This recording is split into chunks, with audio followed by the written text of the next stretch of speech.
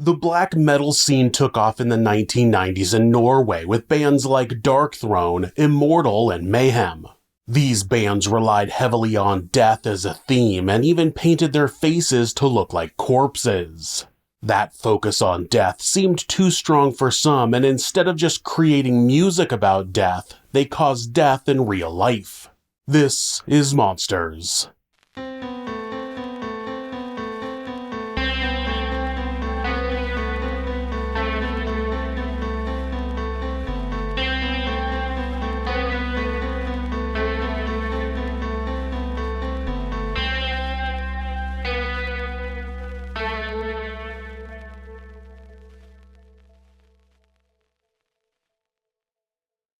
Varg Vikernes was born on February 11, 1973 in Bergen, Norway, and eventually changed his first name to Varg. In interviews, his mother described him as a happy and loving child who tended to prefer to be on his own. She stated that he had a very rich imagination. His mother worked for a large oil company and his father was an electronics engineer. He has one older brother. According to Varg, when he was 6 years old, his family lived in Baghdad for a year while his father was working on a computer program for Saddam Hussein. He claimed that that was where he started learning about racial matters. Varg has never kept his racist beliefs a secret and said in interviews that both of his parents were quote-unquote race-conscious. He said he felt like his mother was afraid he might bring home a black girl. Fortunately for her, though, Varg would dislike people of other races just as much as she did, proudly spouting Nazi propaganda and displaying a swastika. He said that his father disagreed with him displaying a swastika flag, but that he was also, quote, pissed about all the colored people he saw in town. Along with his racism, Varg developed a desire to rebel against the norm.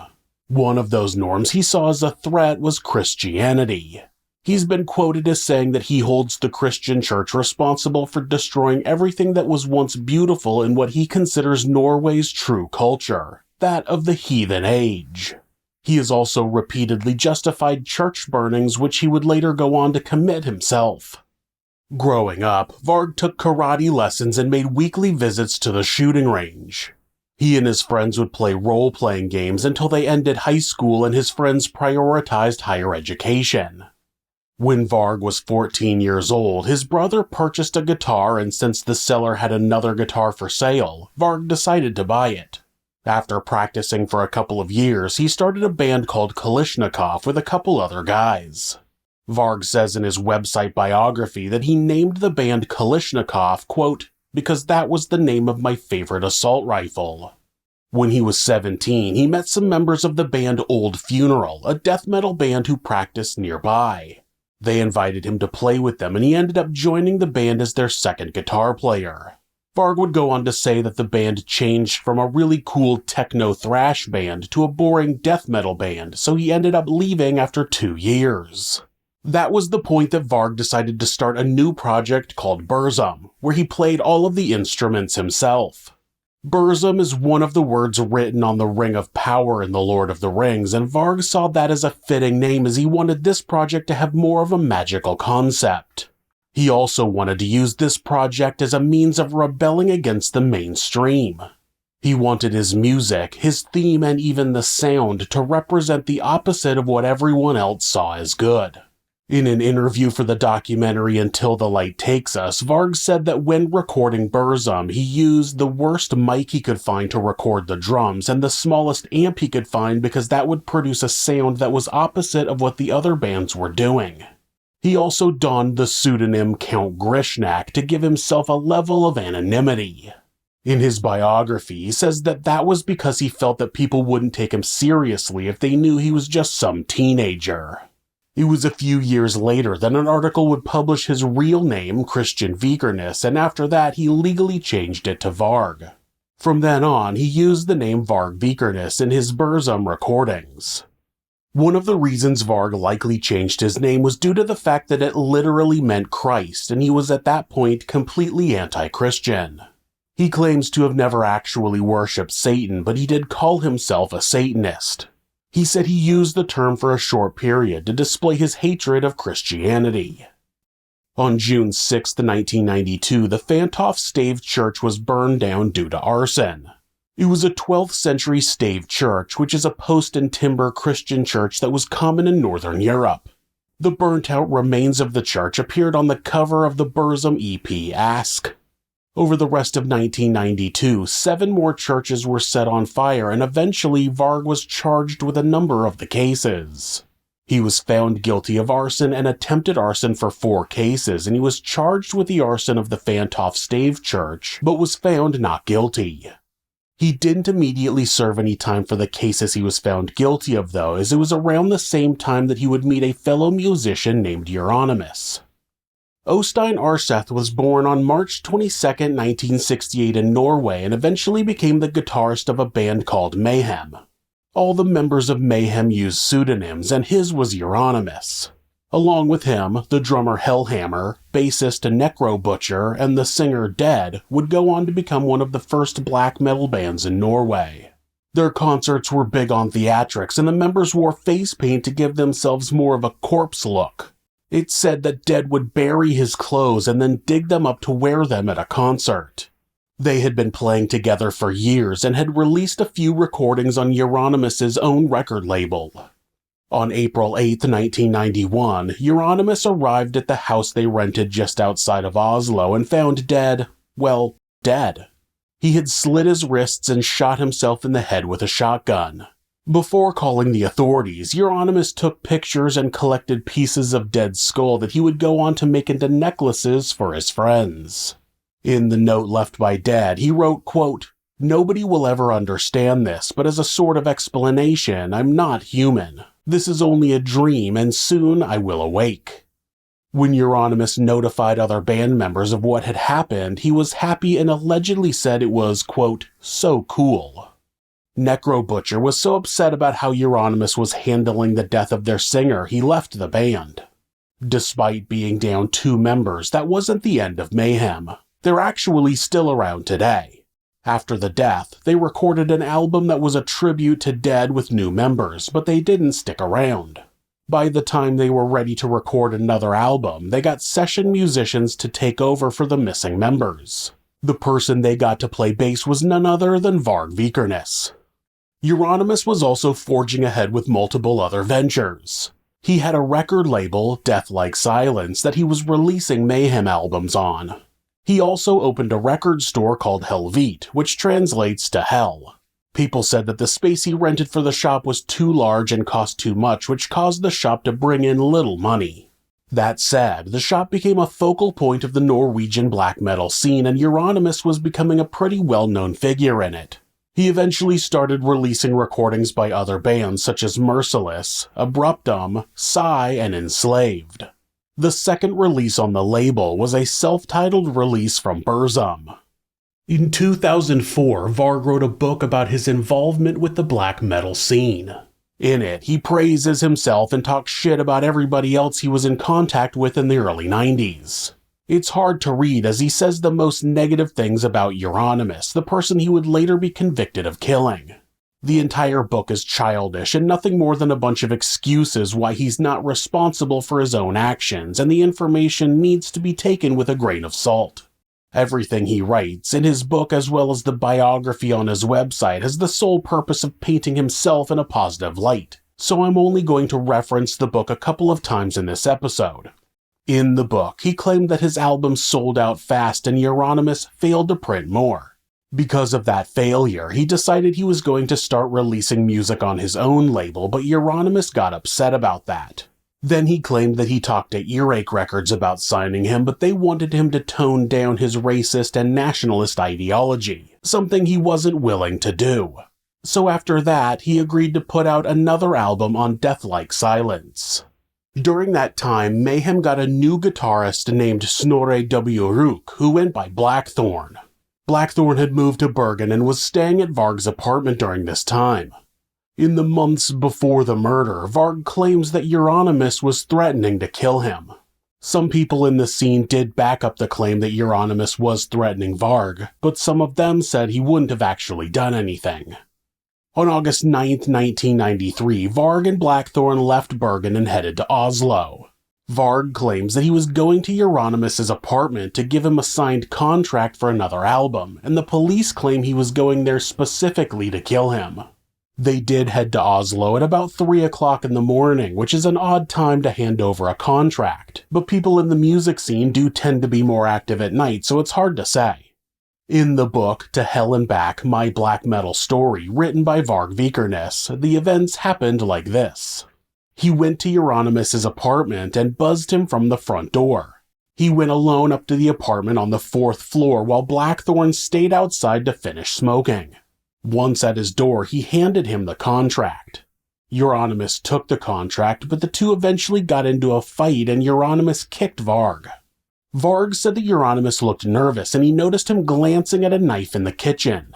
When he started running for it, Varg pulled a stiletto out of his pocket and ended up stabbing Euronymous. Euronymous made it to the front door, and when he opened it, Blackthorn was there as he had come up after he had finished smoking. The two men ran down the stairs with Euronymous yelling for help and Varg repeatedly stabbing him. When they got to the 1st floor, Varg managed to stab Euronymous in the forehead, killing him. From there, he and Blackthorn fled back to Bergen, though not before stopping at a lake so Varg could wash his hands and tie rocks into his bloody clothes and toss them into the lake. That's Varg's account from his own book, where he claims he killed Euronymous in self-defense, as he chased him down the stairs with a knife, then fled and disposed of the evidence. Due to the commotion, the police were alerted and notified of the incident right away. They found Euronymous' body in the stairwell with 23 stab wounds, 2 to the head, 5 to the neck, and 16 to the back. Because you generally stab someone in the back when it's self-defense, right? While they were investigating the murder, they found the signed contracts on the floor of Euronymous' apartment and questioned Varg, but he lied and told them that he had mailed the documents. It would end up being Blackthorn that eventually told the truth to the authorities, but what he said was all a lie according to Varg. Blackthorn said they had planned ahead of time to kill Euronymous. They had rented a movie they had already seen so they could claim they watched it that night and describe it as an alibi. Varg also left his credit card so a third friend could withdraw money back in Bergen as another form of alibi, though it doesn't sound like that actually happened. Blackthorn said he entered the apartment building right away with Varg and didn't wait outside. He also said he wiped the fingerprints off the door handle as they went in. It is fair to mention that Blackthorn had a history of mental illness and was only staying with Varg because he had fled his home when doctors said they were going to commit him to a psychiatric facility. Those details mean he might not be the most reliable source, but at the same time mean he might also have been easily coaxed into participating in the crime. Varg Vikernes was arrested on August 19th, and when they searched his house, authorities found 150 kilograms of explosives and 3,000 rounds of ammunition. Along with murder, Varg's conservative nationalist stance had boiled over, and an investigation revealed that he was planning an attack. He was planning to blow up the Blitz House, a radical leftist and anarchist social center in Oslo. Authorities said that he was on the verge of executing his plan at the time of his arrest. Not surprising, as he has voiced agreement with some of the opinions of Anders Breivik in the years after his arrest. If you want to find out more about Anders Breivik, you can check out the episode where I covered his story. Varg's trial began on May 2, 1994, where it was put forth that Varg and 2 co-conspirators planned the murder.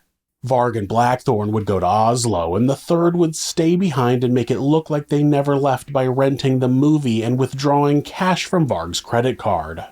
Varg was said to be upset that he maintained his code of silence while his co-conspirators ratted him out, and that is the perfect example of the mentality of Varg Vikernes. Everything I've read from him, and there's a lot because he seems to love to talk about himself, he just seems like a very childish person. According to Varg, everything negative that has ever happened was somebody else's fault and everyone is against him, something that tends to be a common theme with the monsters in my stories. An example is the fact that Varg's fingerprints were found in blood at the scene, which he claims were planted because he wore gloves. But Blackthorn said he brought gloves but never put them on. He went on to claim that the police threatened his co-conspirators into giving false confessions.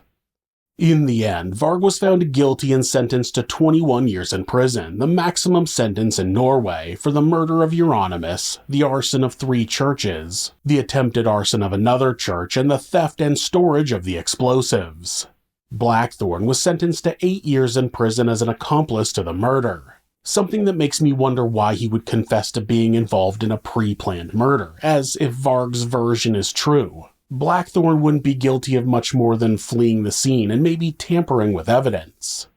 Of course, by the time the trial was over, Varg was a national villain. The media pushed the satanic element of the black metal scene and turned Varg into a devil-worshipping monster, which wasn't necessarily true. Murderous monster, sure, but the accuracy of why he committed the crime was sensationalized, and that turned Varg into something that he wasn't. He was just a young man who had headed down a path of hatred, and it ended with murder. In prison, Varg started a pagan neo-Nazi group called the Norwegian Heathen Front. He continued his campaign of racism and began supporting eugenics.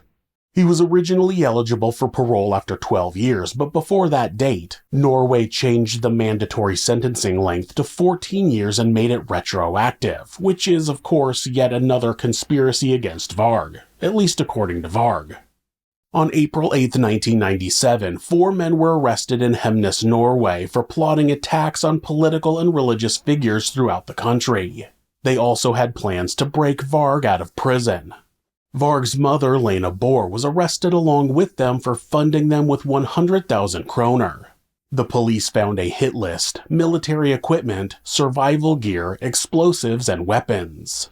Lena confessed to being involved with the group but said she didn't know the men were right-wing extremists and just wanted to help Varg get out of prison because he was being attacked there. The prison director said her claims were untrue and she wasn't convicted of any crime. The charges against the 4 men were eventually dropped. Varg was released on parole in March of 2009 and eventually got married to a French woman and moved to France. He has 8 children and continues to make music. He was one of the people that Anders Breivik sent a manifesto to, and like mentioned earlier, Varg wrote a blog post being sympathetic to Anders' cause, but ultimately condemning it overall, saying it was all part of a Jewish conspiracy. Of course. He and his wife had a YouTube channel for a while where they posted a bunch of racist, ignorant shit, but eventually YouTube removed the channel as it violated their terms of service regarding discrimination, segregation, or exclusion. For the crimes that Varg Vikernes committed, along with the ones he was planning to commit, it seems like he was not imprisoned for long enough. Despite being a free monster, at 51 years old, he has hopefully passed the stage in his life where he wants to take someone else's.